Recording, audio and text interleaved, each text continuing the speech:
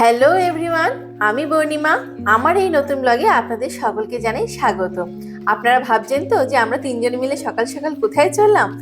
এখন বাজে ঘড়িতে ঠিক সকাল 8টা, আর আমরা যাচ্ছি আমার এক মেকআপের কাজে। যেতে হবে ঢাকুরিয়া। তো যেহেতু আমাকে পুকলু সোনাকে নিয়েই যেতে হবে, সেই জন্য সকালবেলা উঠে সমস্ত কাজ করে পুকলু সোনাকে খাইয়ে ওকে ফ্রেশ করে ওষুধ ওষুধ যা আছে সব খাইয়ে ওকে রীতিমতন প্যাকিং করে নিয়েছিলাম, এবং অবশ্যই আমরা ব্রেকফাস্ট সেরে বেরিয়ে পড়লাম কাজে যাওয়ার উদ্দেশ্যে। তো প্রথমে ভেবেছিলাম ক্যাবে করেই যাব, তো বুকিং করার চেষ্টা করছিলাম, কেন যাই না, কাছাকাছি লোকেশন বলে কিনা যাই না, কিছুতেই নিতে চাইলো না, সব ক্যান্সেল হয়ে যাচ্ছিল। তো যেহেতু একটা টাইমের চ্যালেঞ্জ রয়েছে, আমাকে 9টার সময় পৌঁছাতে হবে, সেই জন্য আর দেরি না করে আমরা রিক্সায় উঠে পড়লাম। প্রথমে ভেবেছিলাম যে যাদবপুর যাব, যাদবপুর থেকে আবার রিক্সা ধরবো, তো সেটা করতে হলো না, কারণ ইনি আমাদেরকে ডিরেক্ট নিয়ে যাবেন বলেছিলেন।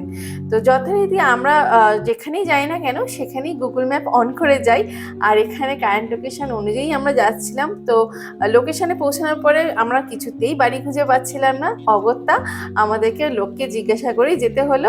গুগল ম্যাপ কেন কাজ করলো না বুঝলাম না। তো আলটিমেটলি ওর বাড়ির লোকেশনে পৌঁছে যাই। তো পুকলু সোনাকে যেহেতু খাইয়ে দাইয়ে সব কিছু করে নিয়ে বেরিয়েছি, তো ঘুমিয়েই গিয়েছিল, পুরোটা রিক্সায় ও ঘুমিয়েই কাটিয়েছে। আর ওদের বাড়িতে যেহেতু কোনো লিফটের অপশান ছিল না, সেকেন্ড ফ্লোরে উঠতে হয়েছে আমাকে, তো সিঁড়ি পেয়ে। তো এই হলো প্রিয়াঙ্কা, যাকে আজকে সাজানোর কথা। ঠিক আছে, হ্যাঁ বললাম না ওকে তুমি নিয়ে আসবো।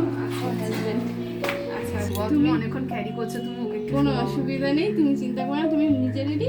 আমি নিজে রেডি, জাস্ট আমি একটু খাবো, আমার না ওষুধ খেতে হবে, জাস্ট আমি ঠিক আছে তুমি খেয়ে দে, তাহলে তাড়াতাড়ি চলে এসো। আপাতত আমরা ঢুকে গেছি। ও প্রিয়াঙ্কা খুব মিষ্টি মেয়ে, আর আমার পুচকুকে দেখি ঘুমিয়ে পড়েছে, ওকে একটু ব্যবস্থা করি যদি শোয়ানো যায়। তো শুয়ে রেখে আমি রেডি করবো কি কি সাজাবো তার জিনিসপত্র। পুকলু সোনা তো পুরো রাস্তায় ঘুমিয়ে আসলো, পুরো রিক্সাটায়। এবার আমি ওকে শুয়ে দিয়ে রেডি করবো ভাবলাম, ব্যাস যেই শোয়ালাম অমনি ঘুম থেকে কিন্তু জেগে গেছে, আমার দিকে তাকিয়ে আছে, কেন আমি ওকে কোল থেকে নামালাম। এরপরে ডিউটি হচ্ছে ওর বাবার, ওর বাবাকে সামনে পেলে আর কিচ্ছু চাই না। প্রিয়াঙ্কা খুব মিষ্টি লাগছে তোমাকে, না সেজেই খুব ভালো লাগছে। তো বলো তোমার কিরকম কি লুকস চাই বলো। আমাকে তুমি তোমার মতো করেই সাজিয়ে দাও, একদম সিম্পল, চুলটা একটু ঠিক মতো করে বেঁধে দাও, তোমার মতো, তোমার যেরকম ইচ্ছে তুমি আমাকে সেরকম সাজিয়ে দাও। আচ্ছা ঠিক আছে, চলো তোমার শুরু করি। হ্যাঁ রেডি করা। আর শাড়িটা ভীষণ সুন্দর, খুব মিষ্টি, আমার শাশুড়ি মা চুজ করেছে। খুব সুন্দর। ঠিক আছে। পুকলু সোনা সেই যে জেগেছে, ব্যাস আর ঘুমের কোনো নাম নেই। এবারও তাকিয়ে তাকিয়ে দেখছে মা কিভাবে কাজ করে, তাই আমার দিকে তাকাচ্ছে, মাঝে মাঝে খেলছে, একা একাই কত কি রকম খেলা করছে। আর এই খেলাটা কিন্তু নতুন শিখেছে, বু বু করা, আর হাত পা ছড়িয়ে কত খেলা। মাঝে মাঝে আমরা গল্প করছি আর কাজ করছি, এই করতে করতে বেশ মজা করে কিন্তু আমাদের কাজ চলছে। আর এদিকে প্রিয়াঙ্কা, যেহেতু ওরও সামনে একটি বাচ্চা হবে, আর ও তো আমার পুকলু সোনাকে দেখেই যাচ্ছে, ওর মানে সাজার থেকে বেশি ও পুকলু সোনার দিকেই তাকিয়ে যাচ্ছে। মাঝে মাঝে ওই দেখো আবার তাকাচ্ছে, ও কি করছে, কি খেলছে, কি করছে, সব ওর দেখা চাই। আর এই মহারাজ, ও তো একা একা খেলেই চলেছে, আর ওইদিকে বাড়ির যত মেম্বার আছে সবাই এক এক করে ওকে দেখে যাচ্ছে। বাড়িতে ছোট্ট একটি মানুষ এসছে না, সবার মন ওর দিকে।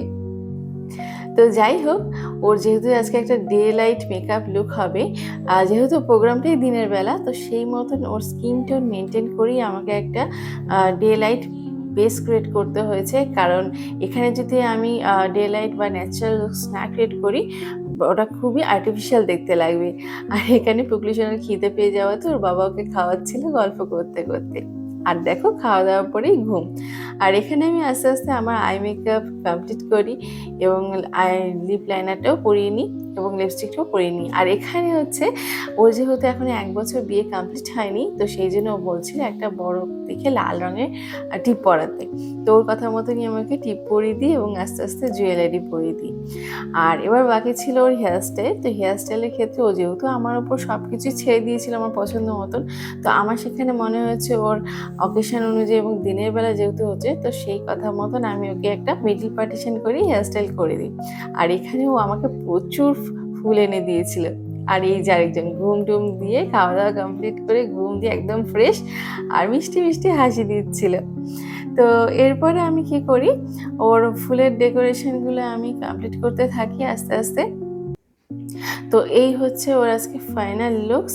তো তোমাদের সকলে কেমন লেগেছে অবশ্যই জানিও, আর এবার শুনে নেবো ওর কেমন লেগেছে ওর আজকে লুকসটা। বলো তোমার কেমন লাগলো? আমার তো ভীষণ ভালো লেগেছে, দাদা দিদি বোধ দুজনে এত সুন্দর সাজিয়েছে।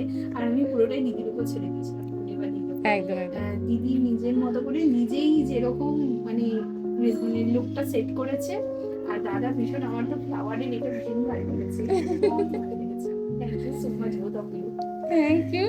খুব ভালো থেকো, সুস্থ থেকো, আর একটা আগামী দিনে খুব সুন্দর ফুটফুটে সন্তানের মা হও। সুস্থ তোমার থাকবে। বেবি ভীষণ ভালো থাকো, সুস্থ থাকো, আর তোমরা খুব ভালো থাকো। ঠিক আছে, চলো, খুব মিষ্টি লাগছে। Thank you. তো প্রিয়াঙ্কাকে পুরো রেডি করে দেওয়ার পরে আমি আস্তে আস্তে সব জিনিস গুছিয়ে নিই। আর এদিকেও ফ্যামিলি মেম্বাররা প্রায় এক প্রকার জোর করেই আমাকে খেতে বসিয়ে দেয় যে না, খেয়ে যেতেই হবে। তো আর কী করা, খেয়ে দিয়ে আমি পুপলু সোনাকে নিয়ে নিই কেরিয়ারে। এই কেরিয়ারটা আমার মনে হয় বাচ্চার জন্য খুবই সেফ, কারণ বাচ্চা যেহেতু ঘুমিয়ে পড়লে এদিক ওদিক নড়ে যাওয়ার কোনো ভয় থাকে না। আর এদিকে দেখো, বেরিয়ে যাওয়ার সময় ফ্যামিলি মেম্বাররা সবাই এসে হাজির, আমাদেরকে জোর করছিল লাঞ্চ করে যাওয়ার জন্য। আমরা খেয়েছি তো? খেয়েছি খেয়েছি। একটা বাকি রান্না। ঠিক আছে। ঠিক আছে, অনেক ধন্যবাদ। খেতে দেয়া যাবে, একটু খেয়ে নেবে? না না, আমরা খেয়েছি, এইমাত্র খেলাম। ওই টিফিনে আচ্ছা, তুমি বলবে তো ভাত মাছ দিয়ে দেওয়া যায়, এটা তো ভাতটা হয়নি। না ঠিক আছে, থ্যাংক ইউ। আমরা খেয়েছি, কোনো চিন্তা নেই। খুব ভালো লাগলো। আর এই ছোট পুচকি আছে তো, ওকে নিয়ে বেশি এখন আমরা বেরোবো। এই ঠিক আছে, অনুষ্ঠানে বা অন্নপ্রাশনে খাওয়া নিয়ে কোনো ঠিক আছে, আসি তাহলে সবাইকে টাটা। গেলাম। ভালো থাকবে। চলো। তো এই কাজের সুবাদে আমাদের কত রকম মানুষের সঙ্গে আলাপ হয়, কত ভালো ভালো মানুষ, কত ভালো ভালো ব্যবহার তাদের, খুবই ভালো লাগে এইসব নতুন নতুন মানুষের সঙ্গে পরিচয় হলে। তো আমি এখান থেকে আবার রিক্সায় উঠে পড়ি। আমাদের কাজ শেষ, এখন বাড়ি ফেরার পালা। তো ভাবলাম যে ট্রেনে করে যাবো ভেবেছিলাম, প্ল্যানিং এ ছিল, কিন্তু আর শুধু শুধু কেন ট্রেনে যাবো, আসলাম যখন রিক্সায়, তো রিক্সাতেই ব্যাক করি, আর বেশি ঝামেলা করলাম না। আর তো তোমাদের আজকে ব্লগটা কেমন লাগলো আর আমার সাজানোটাও কেমন লাগলো জানিও। দেখা হবে নেক্সট আরেকটা ব্লগে।